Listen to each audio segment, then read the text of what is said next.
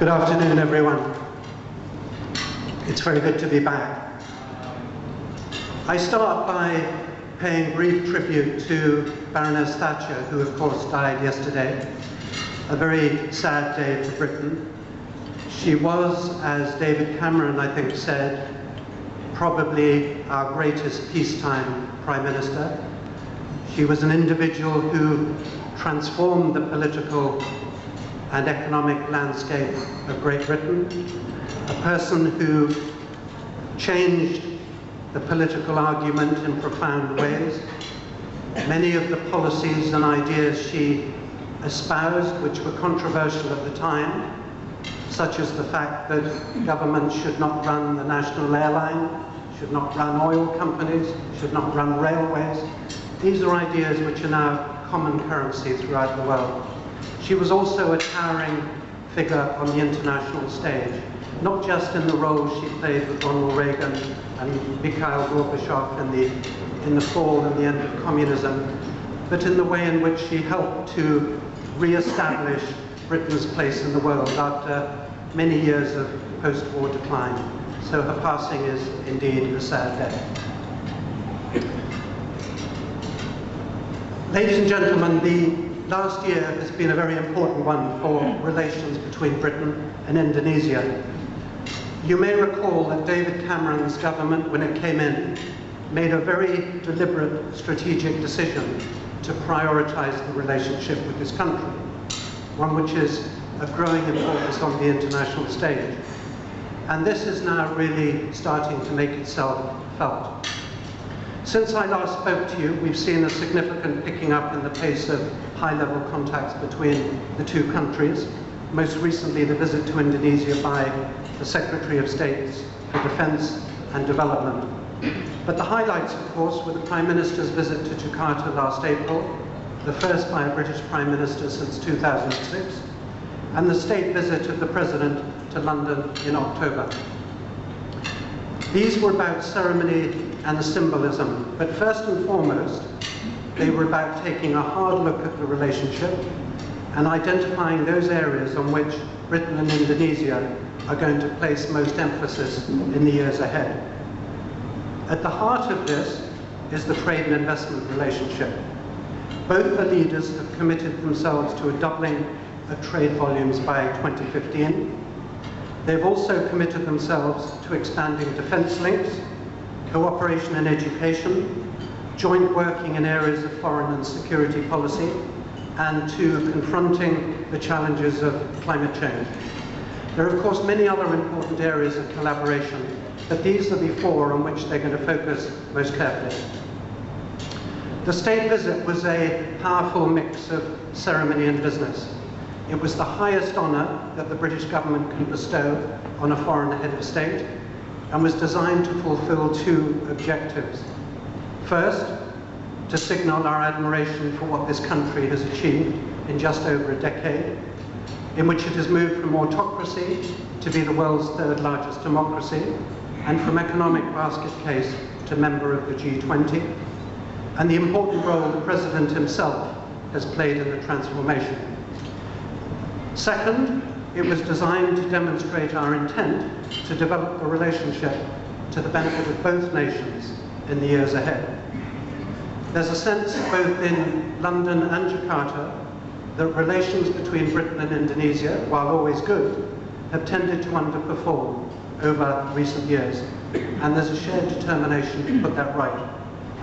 So in addition to the magnificent spectacle of the horse-drawn procession down the Mall, the Buckingham Palace and Guildhall banquets, there was a single-minded focus on the direction we're going to take relations in the years ahead. So let's look at some of the highlights of the year in terms of practical outcomes. I'll come back to trade and investment at the end. In defence, we saw the rebuilding of a relationship that suffered considerable damage in the late 90s around the time of the upheavals and violence in East Timor.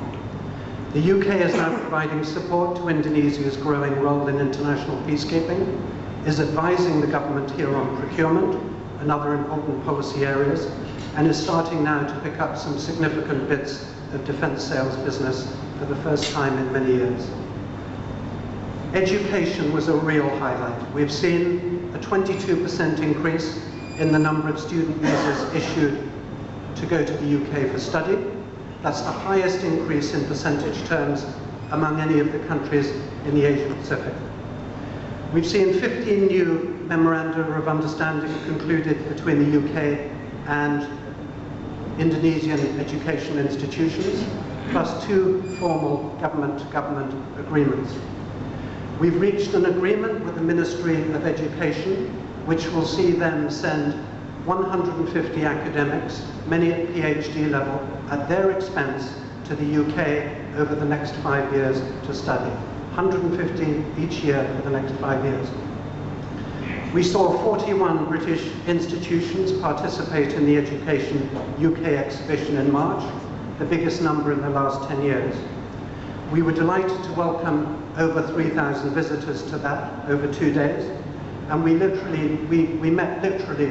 reached literally millions online. We also had a strong UK showing at the European Education exhibition in November.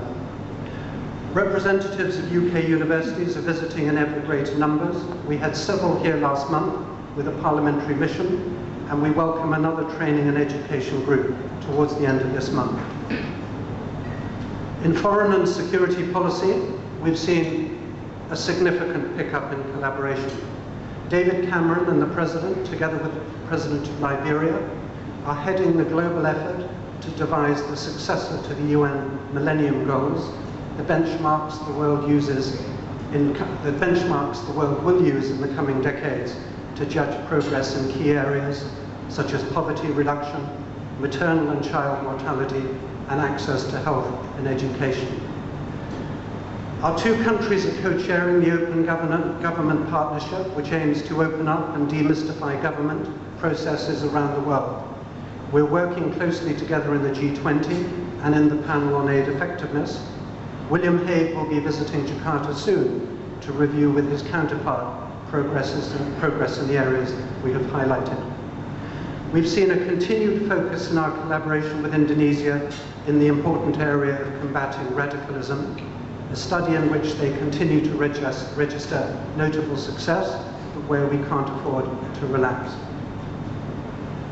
In the area of climate change, we are providing advice to the Ministry of Finance on ways to adapt the fiscal framework in such a way as to encourage sustainable economic policies. We're closely involved in the program to ensure the certification for legality of all timber exports from this country.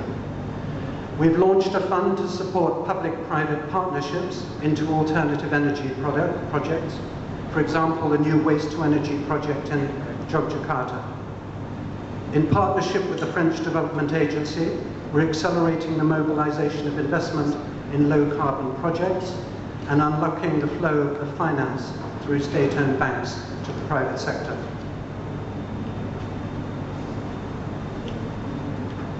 We're working also with the provincial authorities in Papua to help preserve the rich forest reserves there and to encourage the private sector to pursue low-carbon development opportunities in the province.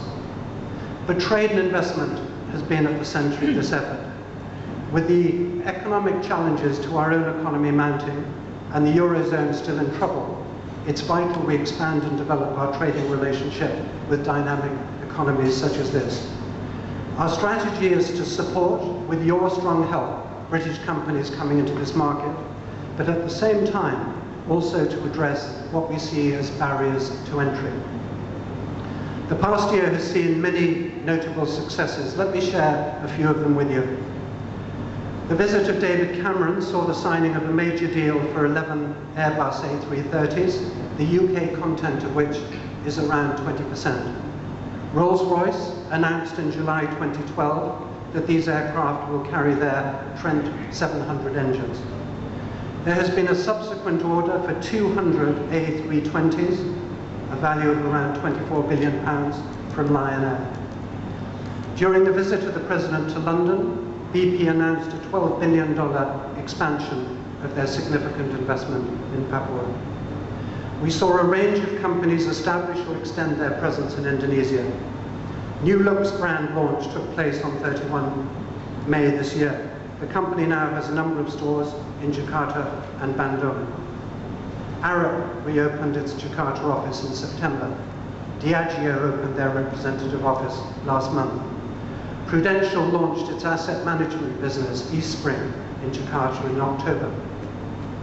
Green Fuels announced in January of this year the installation of its bioprocessors in Bali's first biodiesel plant. We're working with a range of other British companies in sectors as diverse as aerospace, financial services and ICT, which I hope I will be able to share more with you about very soon. Overall, we're seeing broad-based interest among British exporters, including in all the consumer-driven sectors: retail, food and drink, education, but also in the supply of goods and services to Indonesian airlines and airports, and the number of British architectural firms winning commissions here continues to grow. But at the same time, we've been also working to address the sort of obstacles and challenges that were highlighted so clearly in your recent members' attitude survey. We've now instituted regular rounds of bilateral trade talks. The second took place at the margin of the state visit, which is a way systematically to address market entry issues. We've taken many of these up with the government direct. Is clearly going to be a tall order. The Prime Minister has therefore appointed Richard Graham MP as his trade envoy for Indonesia. Richard, who knows this country well and has worked here, has hit the ground running and will be back in Jakarta again this month to ensure we remain focused as well as we can be on the major opportunities. We've also proposed to the Indonesians the formation of what we call a vision group of senior business figures on both sides to provide strategic input to this task. This, I hope, has given you a small flavour of the broad front on which we've been engaged since your last AGM, particularly in trade. Much has been achieved, but there's an awful lot still to do. Knowledge of the opportunities this country presents remains low in the UK. The global trading environment, including for Indonesia, is difficult. And with elections approaching next year, we can expect the climate for foreign investors to become more challenging. But the priority the British government is placing on the relationship with Indonesia is not a passing fad. It's a long-term strategic bet on the future of this nation, and it's one that I, and I'm sure all of you, believe to be well placed. So you will find us in the coming year pushing our trade and investment and other interests hard, and looking beyond the challenges that may well appear in our path. Indeed, in the next few weeks, we will be launching a major campaign to promote the great in Great Britain. It's a huge drive to promote Britain abroad, as well as a place to visit and do business. It will focus on everything the UK has to offer, including our technology, education, heritage, innovation, sport, fashion, and design. It will allow Britain to speak with one voice about the opportunities to invest in the UK and to promote British goods and services. It's a campaign in which we want to involve as many of you as we can. And with Garuda set soon to start direct flights to London, it's ideally timed. We look forward to continuing our work with you, with the Chamber and with its members as we take all of this forward. In conclusion, ladies and gentlemen, I've expressed on many occasions, and I do so again, my gratitude and admiration for all that BritCham has achieved.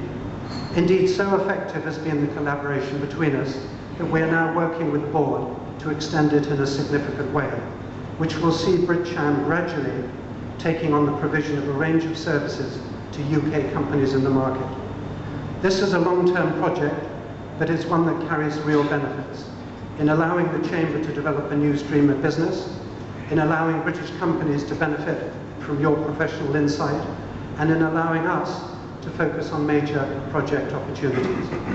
I conclude by thanking the board and all the members for your help and support over the past year, and we look forward to working with you in 2013 and beyond. Thank you.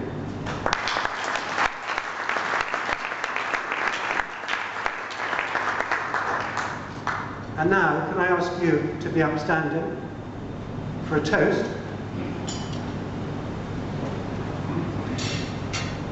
To BritCham.